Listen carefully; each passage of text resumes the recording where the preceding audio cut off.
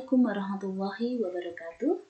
Untuk anak-anakku yang saat ini sedang belajar trigonometri maupun limit fungsi trigonometri, kali ini saya akan bahas tentang trik-trik menghafal cepat rumus-rumus trigonometri.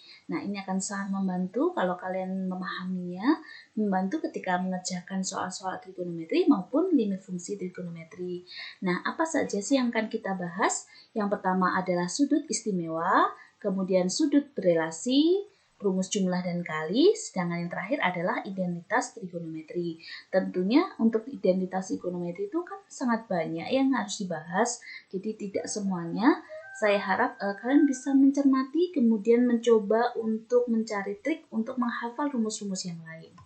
Ya, untuk sudut istimewa saya akan memilih 5 sudut utama, yaitu 0, 30, 45, 60, dan 90 derajat. Nilai-nilai yang barusan muncul pada tayangan ini adalah nilai sinus. Nah, atau nilai sin gitu ya. Nah, saya ajari cara menghafalnya ya. Kalau kalian tidak bisa menghafal cepat 0, setengah akar 2 ke 1, maka kalian bisa berpola seperti ini. Setengah akar 0 untuk sin 0, setengah akar 1, setengah akar 2, setengah akar 3, terakhir setengah akar 4. Nah, perhatikan. Akar 0, 0. 0 kali setengah, 0. Akar 1, 1 kali setengah, setengah. Ini tetap setengah akar 2, setengah akar 3. Akar 4, 2. 2 dikalikan setengah, 1. Jadi kalau kalian mulai terbalik-balik, misalkan, kalian bisa mulai dari angka-angka seperti ini. Meskipun akan lebih mudah ya kalau kalian menghafal yang baris 2 ini. Nah, kalau nilai sinusnya hafal, maka nilai kosinus lebih mudah lagi. Karena kalian tinggal menyebutkan dari arah kanan ke kiri. Jadi, kita mulai dari 1, setengah akar 3, setengah akar 2, setengah, kemudian 0. Nah, jika sin, kos hafal, tangen seharusnya juga lebih mudah. Karena tangen itu didapatkan dari sinus yang dibagi dengan kosinus. Misal ya, saya mau mencari tangen 0, berarti sin 0, 0 saya bagi dengan cos 0, 1. 0 dibagi 1, 0. Berikutnya, setengah dibagi setengah akar 3, sepertiga akar 3. Setengah akar 2 dibagi setengah akar 2, untuk tangen 45 nilainya 1. Setengah akar 3 dibagi setengah, berarti kita melakukan pencoretan di sini, hasilnya adalah akar 3.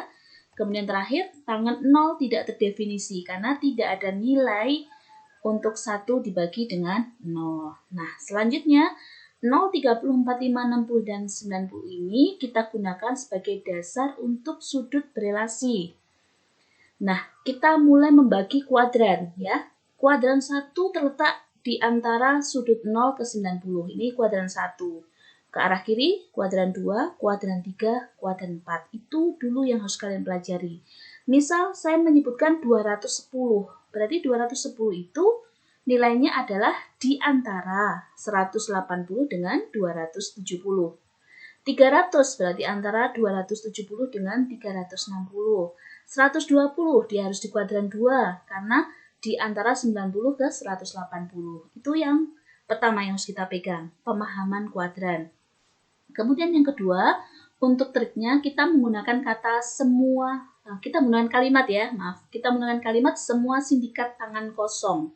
Semua untuk kuadran 1 berarti semuanya nanti positif, kuadran 2 sin positif, kuadran 3 tan positif, kuadran 4 cos yang positif. Nah, untuk kuadran 1 kita menggunakan rumus 90 min alfa. Kenapa gitu? Karena ketika kita menggunakan sudut 30, berarti kan bisa didapatkan 30 itu dari 90 min apa? Min 60 gitu ya. Kemudian untuk kuadran 2 kita hanya memakai 180 min alfa. Kalau kita ingin menggunakan kata semua sindikat tangan kosong. Sebenarnya kalau kuadran 2 itu kan katakanlah saya ambil 120. 120 itu kan sebenarnya bisa saja 90 tambah 30. Tetapi kalau kita pakai rumus itu 90 tambah 30, kita nggak bisa pakai ciri khas dari penggunaan kata semua sindikat tangan kosong ini. Jadi semua sindikat tangan kosong ini hanya untuk rumus yang 180 min alfa. Kemudian kalau di atas 180 kuadran 3 kita pakai 180 plus alfa. Untuk kuadran 4 kita gunakan 360 min alfa. Jadi bukan 270 plus tapi 360 min alfa. Nah, di kuadran 1 semuanya positif, baik sin, cos, tan maupun kebalikan trigonometrinya. Untuk kuadran 2, sinus yang positif dan otomatis sepersinnya juga positif. Kuadran 3, tan yang positif ya, seperti yang tadi tan yang positif, dan sepertan yaitu kotangan ya, berarti adalah positif juga. Kuadran 4, cos yang positif ya, semua sindikat tangan kosong. Nah, contohnya seperti ini. Tentukan nilai sinus 120 derajat. Nah, 120 derajat itu berarti antara 90 ke 180 kan? Berarti otomatis kita menggunakan rumus sin 120 sama dengan sin 180 kurangi 60. Jadi 120 itu 180 kurangi 60 gitu. Nah, karena dia kuadran 2, sin yang positif, berarti sini harus plus sin 60. Plus sin sudut yang belakangnya ya. Next, plus sin ya cukup ditulis sin saja. Sin 60 adalah setengah akar 3. Nah, kalau yang kita cari adalah cos 210. Cos 210 itu antara 180 ke 270. Berarti kuadran 3. Kuadran 3 berarti di sini nanti cos 210 ini adalah 180 ditambah 30. Ini rumus kuadran 3. Selanjutnya perhatikan, di kuadran 3 itu yang positif adalah tan. Berarti cosnya harus minus. Ya, min cos 30 nilainya min setengah akar 3. Nah, ini semua berlaku untuk kuadran 2, 3, dan 4. Ini adalah sudut-sudut yang berubah tanda ya. Nah, kalau di kuadran 1 ini rumusnya agak berbeda. Jadi nanti kalau di kuadran 1 sinus, kalau di sini sinus, nanti di sini menjadi cosinus. Di sini cos ini berubah menjadi sin, di sini tan ini menjadi kotan. Tetapi tandanya positif semua ya. Silahkan mencoba dan mulai mempelajari soal-soal yang terkait itu. Nah, kemudian pernahkah kalian lihat rumus ini? Nah, sin A tambah sin B sama dengan 2 sin bla bla bla. Ini nanti ada banyak rumusnya, 4 ya. Kemudian ada juga rumus kebalikannya. Jadi kalau di sini penjumlahan jadi perkalian, di sini perkalian jadi penjumlahan. Ini kebanyakan anak sudah tak kalau tanpa pola, ini menghafalnya akan susah karena paling tidak ada 8 rumus di sini gitu. Nah, terus gimana dong Bu ya caranya menghafal cepatnya? Nah, perhatikan ya. Saya menggunakan gambar seperti ini.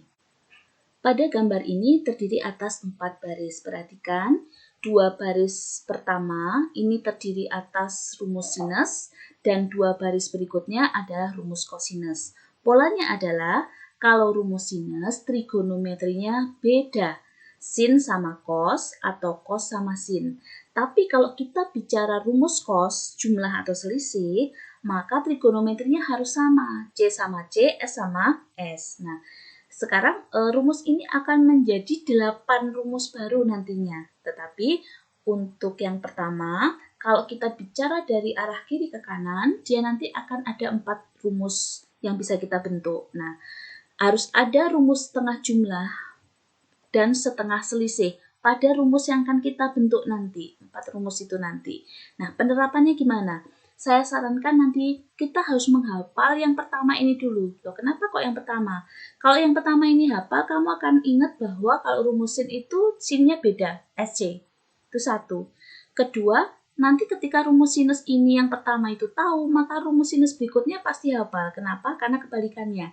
Kalau SC itu udah, berarti berikutnya pasti CS. Nah, kalau 2 rumus ini udah, rumus C plus C pasti benar. Kenapa? Kalau di sini beda, maka di sini pasti sama. Kalau di sini 2C, C berikutnya pasti min 2SS. Ingat ya, di sini ada penambahan min. Nah, sekarang bagaimana cara kita menghafalkan rumus yang pertama ini? Kita pakai kata-kata ya. Ini kata-katanya anak muda banget ini ya. Jadi kalau suka sama suka, 2 orang saling cinta. Ini kalimat aja ya. Jadi kalau S sama S, maka 2SC di sini. Suka sama suka, S plus S, 2 orang saling cinta, 2SC. Ya, penerapannya di rumus begini. Kalau sin A tambah sin B sama dengan 2SC, 2 sin cos. Di sini akan muncul setengah jumlah dari A dan B-nya dan setengah selisih di bagian belakangnya. Saya ulang, sin A tambah sin B sama dengan 2 sin setengah jumlah A plus B cos setengah A min B. Nah, kalau diterapkan untuk baris 2, berarti nanti akan seperti ini. Sin A min sin B sama dengan 2CS, berarti 2 cos setengah A plus B sin setengah A min B. Jadi kalau rumusin tadi trigonometrinya beda ya, SC dan CS. Sekarang kalau rumus cos dia harus sama. Berarti kalau nggak CC ya SS, maka C plus C cos A plus cos B sama dengan 2 cos setengah A plus B cos setengah A min B.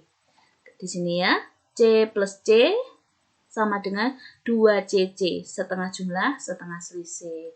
Nah, kalian bisa mencari sendiri untuk C min C, karena caranya nanti sama. Oke, sekarang kita berlanjut ke arah sebaliknya. Tadi kita kan baca dari kiri ke kanan. Nah, kalau kita bacanya dari kanan ke kiri, tidak setengah jumlah, setengah selisih lagi, tapi cukup jumlah dan selisih. Jadi nanti misal ini, kita baca dari 2SC jadi S plus S ya. Berarti 2SC menjadi S plus S itu maksudnya, jadi rumusnya 4 lagi ya. Tadi udah 4 rumus, sekarang 4 lagi. Berarti 2 sin A cos B sama dengan sin jumlah, berarti sin A plus B ditambah sin A min B. Sin S ya, S plus S gitu. Jadi kalau kalian dapat soal, kalian langsung menggambar ini dulu aja biar mengerjakannya gampang ya. Kemudian kalau ini aja S plus S sudah, kita langsung ke min 2SS misalkan. Min 2SS menjadi C min C. Penerapannya min 2 sin A sin B, kalau mau dirubah jadi rumus penjumlahan cos, berarti cos A plus B min cos A min B ya. Cos jumlah min cos selisih. Nah, kadang-kadang di soal tuh nggak langsung muncul min 2SS, tapi bisa jadi misalkan 4 sin A sin B. Nah, kalau kayak gini gimana? Ya kita munculkan dulu sesuai rumus. Jadi kita harus memunculkan min 2 SS di situ. Jadi 4 SS itu kan didapatkan dari min 2 yang dikalikan min 2. 4 ya, 4 itu min 2 kalikan min 2. Ini biarkan sesuai rumus aslinya. Ya, sisanya kita kalikan begini. Nah, sehingga yang kita rubah nanti yang belakang. Berarti akan menjadi min 2 kali cos A plus B min cos A min B sesuai dengan rumus C min C di sini. Oke, gitu ya. Dan ini bisa melebar ke soal-soal yang lain. Nah, permasalahannya kapan kita memakai rumus dari kiri ke kanan dan kanan ke kiri tergantung soalnya. Jadi untuk di matematika kita harus banyak latihan soal ya. Variasi itu penting. Sekarang bahasan terakhir kita yaitu tentang identitas trigonometri. Nah, identitas trigonometri itu adalah suatu relasi atau kalimat terbuka yang memuat fungsi-fungsi trigonometri dan yang bernilai benar untuk setiap penggantian variabel dengan konstanta anggota domain fungsinya. Jadi, dia memuat fungsi-fungsi trigonometri dan kalau kita substitusi itu benar. Jadi banyak sekali gitu loh.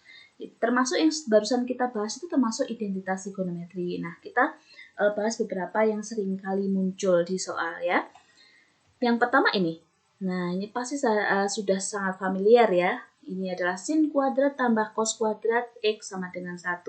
Saya sering menghafalnya dengan cukup sin kuadrat tambah cos kuadrat sama dengan 1. Bahwa di sini nggak harus X nantinya ya. Kalau di sini X, di sini X ya.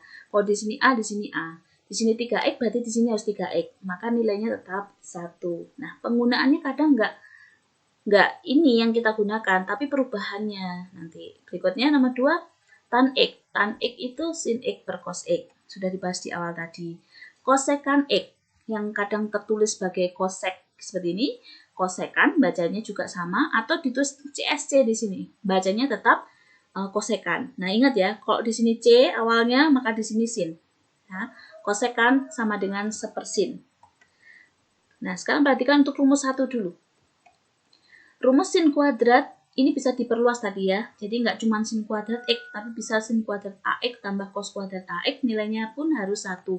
Artinya yang disinkan dan dikoskan di nilainya harus sama ya. Kemudian terkadang dipakai dalam bentuk lain. Nah, ini ada perubahan. Jadi kalau misalkan dibulukan ternyata cuma sin kuadrat, berarti sin kuadrat sama dengan 1 min cos kuadrat X. Atau cos kuadrat sama dengan 1 min sin kuadrat X. Seperti itu. Nah, kemudian apalagi? Kita coba yang keempat. Nah, tadi sudah ada sepersin kosekan. Sekarang sekan. Sekan X itu adalah seper cos X. Kalau tadi C, di sini S. Kalau di sini S, di sini C. Cara menghafalnya ya. Berikutnya, nah ini nggak perlu dihafalin susah-susahin ya. Kalau kotan berarti ya lawannya adalah, bukan lawannya ya, kotan bentuk lainnya adalah sepertan. Kemudian yang keenam, sekan kuadrat X itu sama dengan 1 ditambah tangen kuadrat X. Saya tidak sedang membahas pembuktiannya ya, kita hanya membahas trik-trik cepat untuk menghafalkannya. Kemudian rumus ketujuhnya, kosekan kuadrat. Nah, ini mirip nih. 6 dan 7 kamu perhatikan. Kalau di sini sekan kuadrat, di sini kosekan kuadrat, ada ko-nya. Kalau di sini tan, di sini juga ada ko-nya, gitu ya. Rumusnya indah sekali nih ya. Jadi antara 6 dan 7 itu berhubungan. Jadi kalau kosekan kuadrat X sama dengan 1 plus kotan kuadrat X. Rumus ke-8, kita sudah mulai ke sudut ganda. Artinya ada sin 2A, kemudian cos 2A. Nah, ini yang sangat sering muncul di dalam soal-soal, apalagi kalau kita bicara limit fungsi trigonometri. Nanti ada soal-soal yang kadang harus kita rubah dalam bentuk lain menggunakan identitas trigonometri ini. Contoh, kalau saya punya sin 2A, nanti akan menjadi 2 sin A cos A. Sin 2A, 2 sin A cos A. Kalau saya punya sin 8A, di sini isi ini 2 tetap. Tapi kalau 8A berarti ini separuhnya. Kalau ini 2A, separuhnya kan A. Kalau di sini 8A, di sini 4A sama 4A. Kalau di sini 4A, di sini 2A sama 2A. Gitu ya, itu rumusnya. Nah, cara cepatnya ngapal nanti seperti itu. Nah, untuk sin 2A udah, sekarang kita ke cos 2A. Nah, cos 2A ini memiliki beberapa bentuk. Bentuk yang mana yang dipakai tergantung soalnya tentunya ya. Cos 2A sama dengan yang pertama adalah cos kuadrat min sin kuadrat. Ingat, di sini adalah separuhnya. Jadi 2A ini ada separuhnya. Kalau di sini 8A ya separuhnya nanti di sini ya. Berikutnya, cos 2A sama dengan 1 min 2 sin kuadrat A.